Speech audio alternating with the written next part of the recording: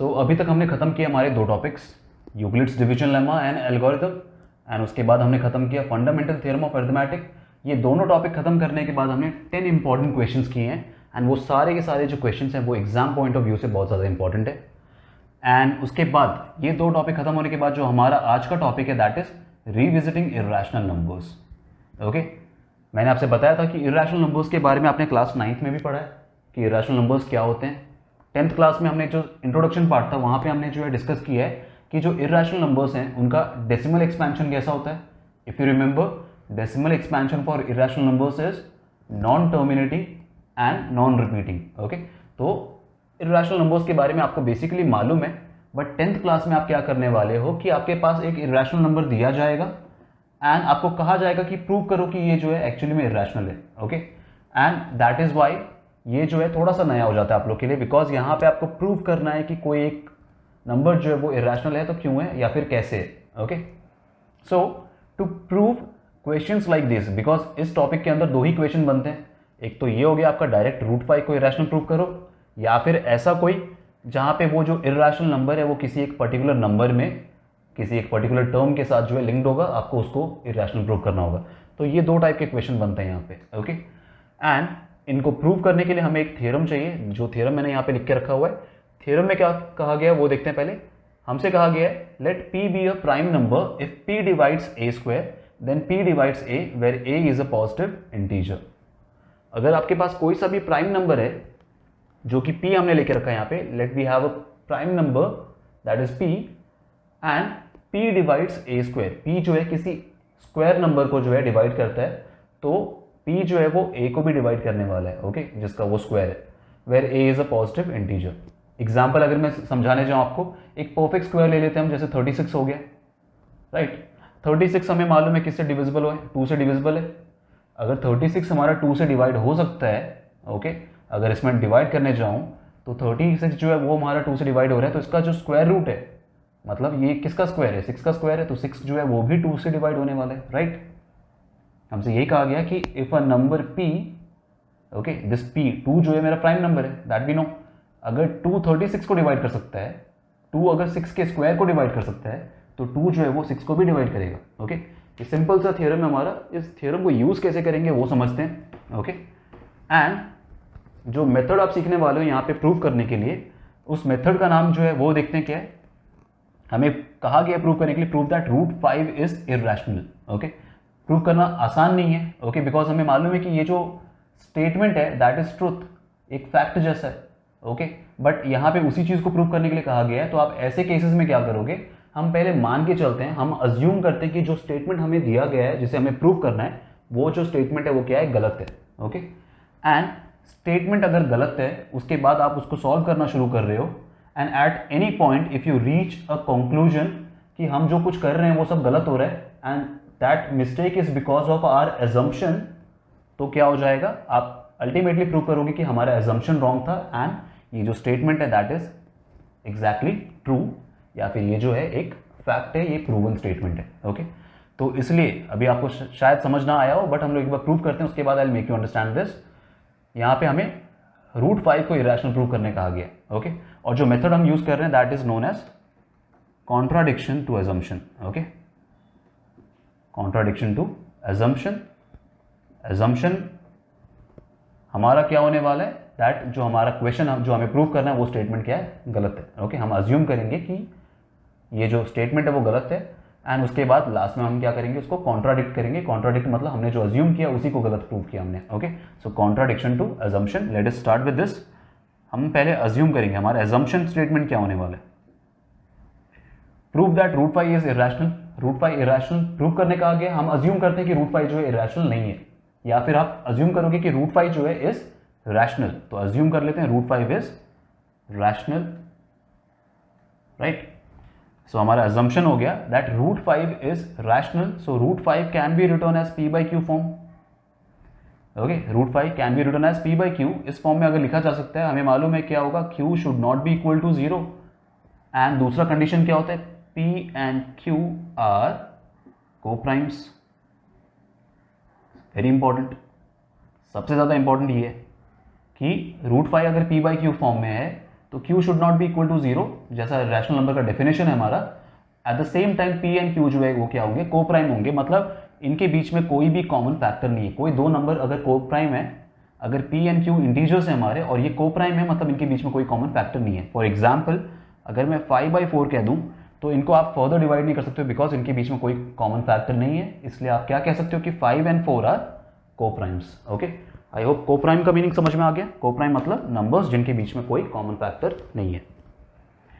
अब यहाँ से प्रोसीड करते हैं हम लोग। हमने मान लिया √5 रैशनल है। ओके, तो वो p/q फॉर्म में लिखा जा सकता है। क्रॉस मल्टीप्लाई करूंगा तो ये हो जाएगा √5q is equal to p, right. Multiply कर लिया, स्क्वायरिंग बोथ द साइड करते हैं। अब यहाँ से स्क्वायरिंग बोथ द साइड्स, क्या मिलने वाला है हमें यहाँ से 5q स्क्वायर, √5 का स्क्वायर हो गया 5q square is equal to p square.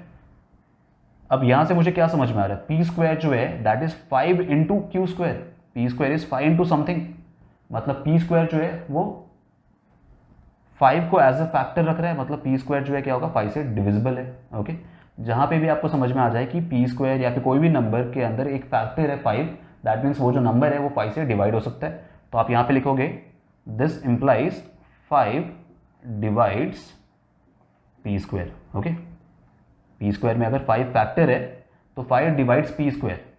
And by theorem मुझे क्या समझ में आता है, if p divides a square then p divides a also. अगर 5 जो है p स्क्वायर को डिवाइड करता है तो 5 जो है p को भी डिवाइड करेगा। If 5 divides p square by theorem, therefore by theorem 5 divides p। ये हो गया मेरा पहला पार्ट। अंडरस्टूड। अब चलते हैं हम लोग 5 डिवाइड्स p जो है, अगर मेरा नंबर 5 p को डिवाइड कर सकता है तो जैसे p स्क्वायर मेरा 5 का मल्टीपल है, अगर 5 से डिवाइड हो रहा है p तो p भी जो है क्या होगा 5 का मल्टीपल होगा। 5 divides p that means 5 is the factor of p। So आप लिखोगे यहाँ पे from 1 p can be written as 5m। p अगर 5 से डिवाइड हो रहा है तो p जो है वो 5 को एज अ फैक्टर रख रहा है, तो p हम लिख सकते हैं कि 5 का मल्टीपल है। Okay, so 5 into something it is. अब इसको मैं क्या करता हूँ वापस, squaring both the sides, squaring both the sides. क्या समझ में आ जाएगा यहाँ से मुझे, p square can be written as 25m square. ठीक है, but we know that p square is equal to 5q square. Okay, ये आप चाहो तो इसको इक्वेशन 1 ले लो। ठीक है, ये फर्स्ट पार्ट है हमारा, ये इक्वेशन 1 है। सो आप यहाँ से लिखोगे फ्रॉम इक्वेशन 1 क्या लिख सकते हैं हम लोग, p स्क्वायर जो है 25m स्क्वायर, तो मैं यहाँ पे लिखता हूँ 5q square which is equal to p square. तो मैं p स्क्वायर की जगह क्या लिखता हूँ 25m square. Okay, now q square 5 cancel हो जाएगा यहाँ पे, तो q square can be written as 5m square. 5 25 को कैंसिल कर रहा है 5 टाइम्स, तो q square is equal to 5m square. यहाँ से मुझे समझ में आ रहा है कि q स्क्वायर के अंदर भी जो है 5 एज अ फैक्टर है, that means this implies what 5 divides q square, right. 5 divides q square and therefore by theorem 5 divides q। अगर p divides a square then p divides a also. 5 जो अगर q square को divide करे तो 5 जो है वो q को भी डिवाइड करेगा। This is part 2, right. अब यहाँ पे फ्रॉम पार्ट 1 एंड 2, ओके, दोनों पार्ट से मुझे क्या दिखाई दे रहा है कि 5 जो वो p को भी डिवाइड कर सकता है, 5 जो है वो q को भी डिवाइड कर सकता है, मतलब p एंड q दोनों ही अगर 5 से डिवाइड हो सकते हैं, मतलब 5 क्या है, दोनों का कॉमन फैक्टर है। आप लिखोगे from 1 and 2 p and q both have 5 as common factor। ये समझ में आ रहा है कि दोनों ही अगर 5 से डिवाइड कर सकते हैं, that means p and q both have 5 as common factor. अब यहाँ पे हम लिखने वाले मेन स्टेटमेंट हमारा कि अगर दोनों 5 को कॉमन फैक्टर की तरह रख रहे हैं तो how can we say that p and q are coprimes. Because coprime का मीनिंग क्या होता है कि वो जो है उनके पास कोई कॉमन फैक्टर नहीं है। आप लिखोगे but this contradicts the assumption, जो हमारा अजम्पशन था वो गलत हो रहा है अभी यहाँ पे, that but this contradicts the assumption that p and q are coprimes. अब एजम्पशन गलत हुआ है, जो हमारा यहाँ पे जो स्टेटमेंट है वो अगर गलत प्रूव हो रहा है यहाँ पे, दैट मीन्स हमने जो अज्यूम किया था वो गलत था।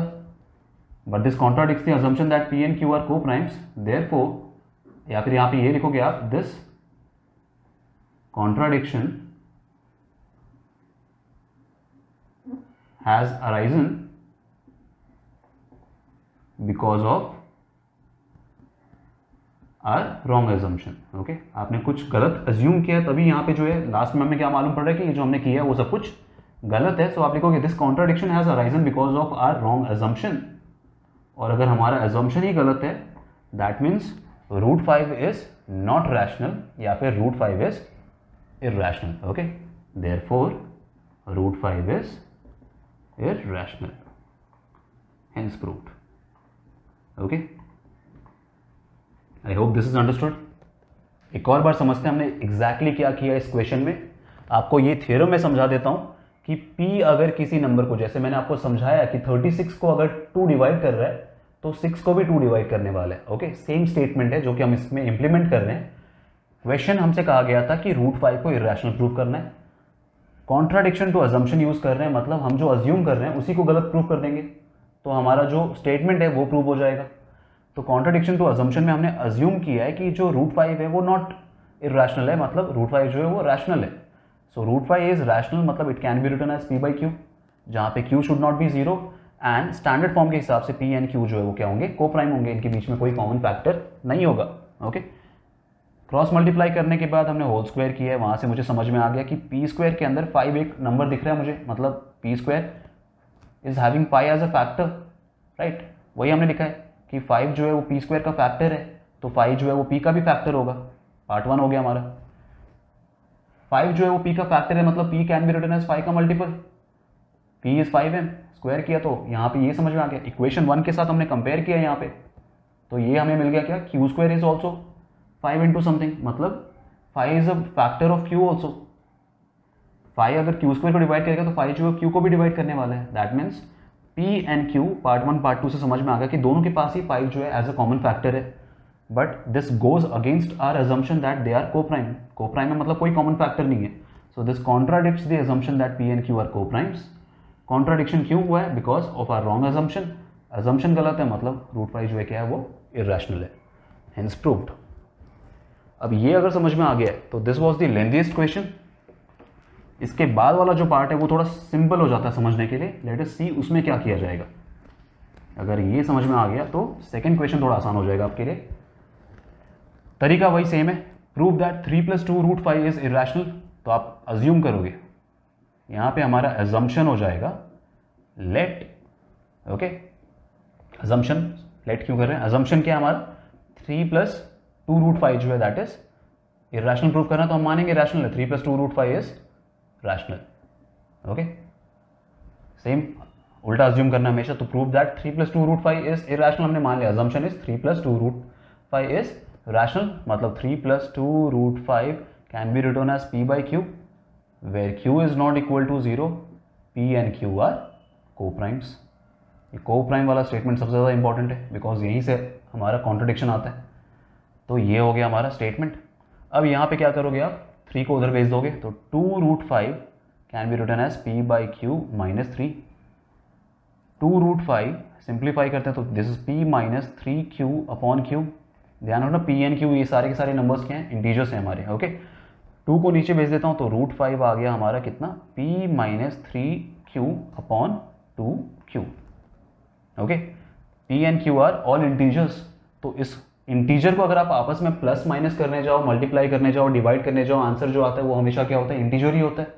तो इस पूरे चीज़ को सॉल्व करके मैं चाहूँ तो एक दूसरा इंटीजर लिख सकता हूँ। सो मैं यहाँ पे लिख रहा हूँ root 5 can be written as capital P upon capital Q, जहाँ पे P जो है that is equal to P - 3Q हमारा न्यूमरेटर, और जो Q है that is equal to 2Q। Okay, ये आप मेंशन कर देना, where P and Q these are also integers. Integer को सॉल्व करने पे इंटीजर ही आने वाला, तो रूट 5 को हम लोग क्या लिख रहे हैं यहाँ पे, P अपॉन Q के फॉर्म में लिख रहे हैं, राइट। अब यहाँ से मुझे क्या समझ में आ रहा है, that root 5 can be written as P by Q and P and Q are integers. This implies root 5 is what, rational. ये इंप्लाई क्या कर रहे हैं कि अगर ये पी बाई क्यू फॉर्म में लिखा जा सकता है √5, that means √5 is rational, but this contradicts, हमने अभी जस्ट नाउ प्रूव किया था क्या कि √5 जो है क्या होता है, इररेशनल होता है, ये तो हमें मालूम है, that is a fact now. Okay, आप इस क्वेश्चन में नहीं यूज कर सकते थे उस फैक्ट को, इसमें यूज कर सकते हो। ओके, तो आप यहाँ पे लिखोगे that √5 is being rational because of our assumption, but this contradicts the fact that √5 is irrational. हमें मालूम है इररेशनल होता है √5, तो this contradicts the fact that √5 is irrational, and वापस क्या लिखना है आपको, this contradiction has arisen, this contradiction has arisen because of our wrong assumption. So because of our wrong assumption, and हमारा अगर assumption गलत है मतलब जो क्वेश्चन में हमसे कहा गया वो सही हो जाएगा। So this contradiction has arisen because of our wrong assumption, therefore 3 plus 2√5 basically क्या है, is irrational. Okay? हमें मालूम है रैशनल होता है, बट हमें प्रूव करने का आ गया तो आप डायरेक्टली तो लिख नहीं सकते हो। तो हमने क्या किया, वापस अज्यूम कर लिया कि ये रैशनल है, पी बाई क्यू फॉर्म में है, सिंप्लीफाई कर देंगे, इंटीजर को सॉल्व करने पे भी इंटीजर ही रहने वाला है वो। अगर √5 पी बाई क्यू फॉर्म में लिखा जा सकता है, उसका मीनिंग क्या होता है, this implies what, that √5 is rational, but हमें मालूम है √5 इरैशनल होता है, तो ये कॉन्ट्राडिक्शन है, फैक्ट जो हमें मालूम है वो गलत हो रहा है। This contradiction has arisen because of our wrong assumption. If our assumption is wrong, that means what, 3 plus 2√5 should be irrational, hence proved. ये दो ही टाइप के क्वेश्चन है जो कि इस टॉपिक से बनने वाले हैं। नंबर्स भले ही चेंज हो सकते हैं, बट तरीका जो है वो चेंज नहीं होगा। नंबर चेंज कर भी दिया जाए तो भी आप क्या करोगे, मेथड सेम फॉलो करने वाले हो। तो ये जो राइटअप है वो आपको समझना है। Okay, that was very much important. आपको कॉन्सेप्ट समझना था इस टॉपिक के अंदर जो क्वेश्चन आने वाले हैं उसमें कैसे अप्रोच किया जाएगा क्वेश्चंस को। ओके, अगर ये पार्ट क्लियर है तो हम नेक्स्ट क्लास में स्टार्ट करेंगे हमारा next topic, that is revisiting rational numbers and their decimal expansion. Thank you.